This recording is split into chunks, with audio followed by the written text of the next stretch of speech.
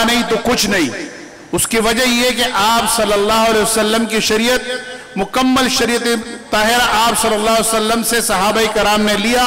لے کے اس پہ عمل کر کے دنیا کے کونے کونے تک پہنچایا،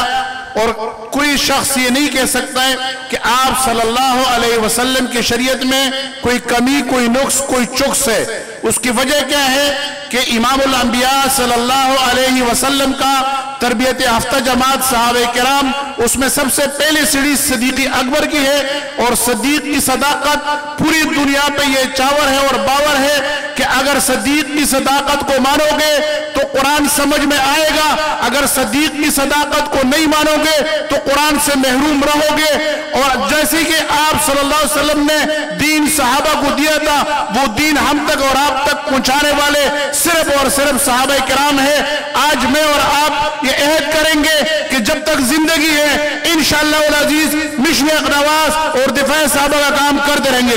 انشاءاللہ۔ وآخر دعوانا